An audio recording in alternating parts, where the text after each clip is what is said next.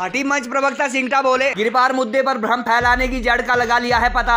गिरिपार के दोनों कांग्रेस विधायकों से दोहरे मापदंड वाले भ्रामक प्रचार को लेकर पूछे तीखे सवाल। स्थानीय बोली में बोले, पेट्रोल थो एनए लाई कांग्रेसीय। शिलाई उपमंडल के कांडों में हुई मीटिंग में एससी व ओबीसी समुदाय को खसराज के नाम से भड़काने के भी आरोप जड़े। रमेश सिंगटा के अनुसार विधानसभा चुनाव की वोटिंग के बाद फिर से जय हाटी जय माटी का नारा लगाएंगे कांग्रेसी। हाटी मंच के मुख्य प्रवक्ता डॉक्टर रमेश सिंगटा ने कहा कि गिरिपार को एसटी स्टेटस के नाम पर क्षेत्र में किए जा रहे भ्रामक प्रचार की जड़ का उन्होंने पता लगा लिया है। सिंगटा ने कहा कि विरासत की सियासत करने वाले नेता दरअसल 55 साल पुरानी इस मांग के पूरा होने का श्रेय डबल इंजन वाली भाजपा सरकार को न मिलने के लिए हर हद तक उतर चुके हैं और आगामी 12 नवंबर को विधानसभा चुनाव की वोटिंग के बाद फिर से ऐसे लोग हाटी समिति की खुमड़ियों में आकर फिर से जय हाटी जय माटी का नारा लगाएंगे। उपमंडल शिलाई के गाँव कांडों में हाटी समिति की खुमड़िया तो मीटिंग को संबोधित करते हुए स्थानीय बोली में उन्होंने कहा कि पेट्रोल थो एनए लाई कांग्रेसी, जिसका मतलब समझ चुके बैठक में मौजूद लोग ठाके लगाकर हंस पड़े। रमेश सिंगटा व बैठक में मौजूद अन्य हाटी प्रवक्ताओं ने क्षेत्र की सवर्ण आबादी को एसटी स्टेटस संबंधी भ्रामक प्रचार करने वाले नेताओं को एक्सपोज करते हुए कहा कि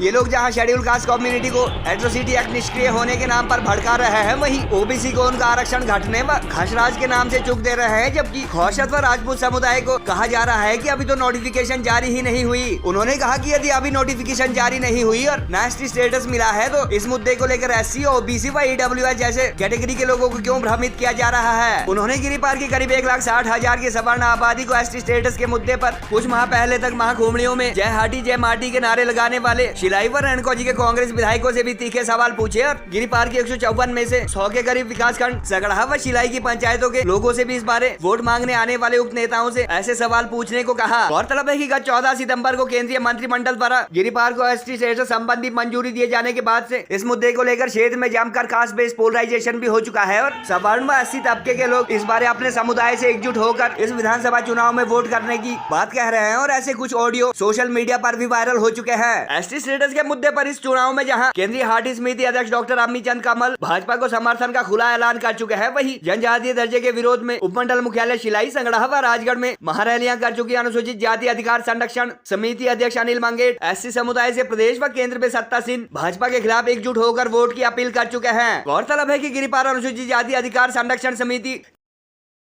के गठन से पहले ही क्षेत्र में एससी मूवमेंट खड़ा करने का प्रयास करने वाली भीम आर्मी के प्रदेश अध्यक्ष रवि दलित इलाके की करीब 1 लाख की एससी पॉपुलेशन से भाजपा के साथ साथ कांग्रेस को भी वोट न करने का आग्रह कर चुके हैं और इन दोनों रिवायती पार्टियों को दलित विरोधी करार दे चुके हैं। ओबीसी को बहुत तरीके से बहुत अलग अलग हथकंडे अपनाएंगे। अब तो बीमारी की जड़ से राम को लागे पता है अमर प्रसाद का और नहीं देखा पार्टी की बीमारी का लाग रहा पता है कौन सा ये बड़का है। पेट्रोल तो नहीं लाए कांग्रेस ही है। हम को लोग बोले जब तो लाने पहुंची जैसा हम झूठी तो तीने के बाद हमें धन्य फाट तो होगा ये दोनों सिद्धो बोलिए दिए। तो इसका मतलब ये है कि इन्होंने एससी वर्ग को भी कांग्रेस के लोगों ने भड़काया, ओबीसी वर्ग के लोगों भी इन्होंने भड़काया। अब आप ये देखो, अगर मान लो ये ओबीसी वर्ग के बीच आते हैं जिस वर्ग से हमारे ओम प्रकाश जी आते जो महासचिव है, ये इन्हीं से ना डरे ना ये भ्रामक प्रचार में आए। हमारे ओबीसी वर्ग से ये हमारे अनुजी है, इनके ऊपर ही बहुत दबाव डाला गया कि जी आपका तो 27 से 4% आगे। अगर वहां जा रहे तो बोले जी इनका तो 27 से 4 हो गया, बहुत घाटा हो गया। जेडीओ कोली मुझे आई मुझे हमारा सिवा है कि जी आपकी तो एट्रोसिटी खत्म होगी। इन्होंने भाजपाइयों ने और केंद्रीय हाटी समिति तो एक ही है कहते हैं ये तो खत्म कर दिया आप कुछ आपको सब कुछ ए वापस सो खुश राज ये शुक्लो बोलो कौन से हमारे हसो खोर जैसे सजे भी मुझे अच्छा ये हो गया, दोनों के नुकसान हो गए। जे आप खुश हो मुझे तेज दो ये तो हुआ ही नहीं भाई, जब हुआ ही नहीं तो कहते को आपको उसका होता नुकसान। जब ये हुआ ही नहीं, मान लो उनकी बात जो है ये मान के चले कि हुआ ही नहीं, हालांकि ये भी गलत है। देखो आप लोग जो सारे बिल्कुल बुद्धिजीवी लोग हैं, हर एक व्यक्ति यहाँ पे चुनाव लड़ रहा, हर एक हाटी चुनाव लड़ रहा है। इतना तो अभी उत्तर क्या हमारे उत्तर प्रदेश कैसा होता जो सर बाबर की अरे 67 में हो गया। जो लोग ये जिनको शर्म नहीं आ रही अभी 1967 से लेकर अभी तक केवल और केवल इस परिवार ने एक ही विरासत की सियासत की है, एक ही परिवार ने वोट मांगे ज्यादातर, तो इनको इतनी भी शर्म नहीं आई कि हमने आज तक अधिकार तो दिए नहीं। आज अगर 2022 में हो सकता है जैसा कि आपको पूरा बोला कि 1970 से लेकर जब भी हिमाचल प्रदेश में भाजपा की सरकारें रही है तब तक इसमें थोड़ी प्रगति हुई है। 1970 से लेकर तो इनकी तो सरकारें आई होनी, केंद्र में इनकी सरकारें आई। हमारे को एक चीज है जो आप लोग को इनसे सवाल पूछना चाहिए, 79 में 1979 में हमारे को पात्र माना। जैसे पहाड़ी अभी बोल रहे जेएनके की पहाड़ी एक हमारी कम्युनिटी है, उसको जनजातीय के लिए पात्र माना है 2022 में, हमारे को पात्र माना 79 में। तो इसकी 4 राज्यों की सिफारिशें लागू कर दी, हमारी सिफारिशें लागू नहीं की। इनसे तो उल्टे घेरने चाहिए हमारे को ये कि आप वोट किस मुद्दे पे मांग रहे हैं। अब क्या रहा, भड़काने के नाम पे अब इसमें भी एक्सपोज हो गई है। अब इनको लगा पता कि हम झूठ बोल देंगे। एक इनकी मीटिंग हुई, इनको बोला कि चौहान साहब ये तो हो गया हमारा जनजाति और बुद्ध, हम तो इकट्ठे थे, महाकुल में इकट्ठे थे, देवी देवताओं का संकल्प लिया था, माता बंगाली का संकल्प लिया था, रेणुका माता का लिया था, शिरगुल महाराज का लिया था, गुग्गा महाराज का लिया था, सब थे ना इकट्ठे। सब ये बोलते डबल इंजन की सरकार है, करवाओ करवाओ, हम तो साथ है, जो दिलाएगा जनजातीय अधिकार वही होगा वोट का हकदार, ये हमने नारा दिया था। दूसरा नारा दिया था हक नहीं तो वोट नहीं। तो देखो गुटियों पे बहुत बढ़िया लड़ रहे हैं आप लोग भी।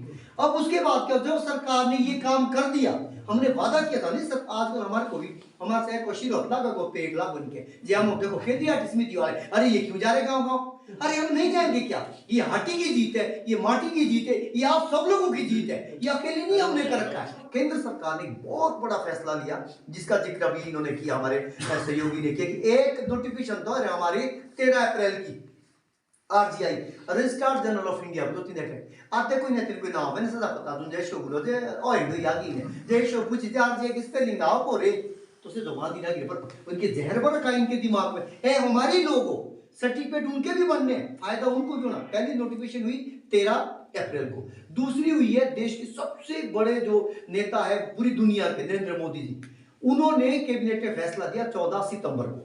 उसमें क्या फैसला हुआ कि हमारे को एसटी घोषित कर दिया, मतलब हमें 200 पावर के बराबर में आ गया।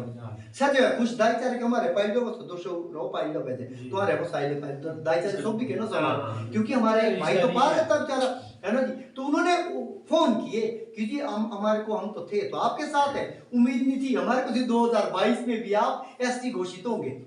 बाकी तो हमारे साथ बहुत सारे लोग भी थे, हम लोग इंदो शिमला में हमारे को तो बहुत अड़चने बीच में आई, पर जैसे आप जैसे लोग सारे साथ थे तो हमने जो अड़चने भी उसकी परवाह मारी नहीं।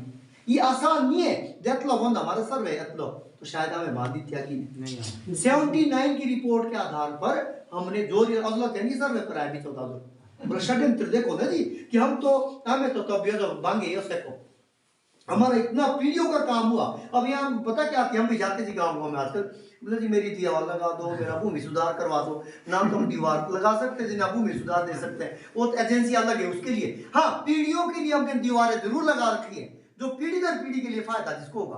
अब आप स्कॉलरशिप है छात्रवृत्ति बजी पाबलो जी ने 9वीं शिपुंडी पीएचडी ताव लाख सोपी के लाख से 1,60,000 लोगों के जो बच्चे आगे हजारों में हो भी उनको लगेगी। तो ये कांग्रेस और बीजेपी का मुद्दा ये तो बड़ा मुद्दा। इससे भी विचारधारा से कुछ मुद्दे ऐसे होते हैं समाज हित में होते हैं, हमारे को थोड़ा आइडियोलॉजी से ऊपर उठना पड़ेगा। जरूर भी हम तीन जी की मैं बीजेपी और मैं कांग्रेस, तब तो फिर लड़ते रहेंगे। जैसा इन्होंने बोला कपिल जी ने कि बहुत बड़ी बात बोली, हमारा समाज बांट दिया इन्होंने। समाज किसने बांटा है? इन लोगों ने, केवल राजनीतिक फसल काटने के लिए 12 तारीख तक के लिए हमारा समाज ऐसा बांट दिया, आगे भी इसका असर पड़ेगा।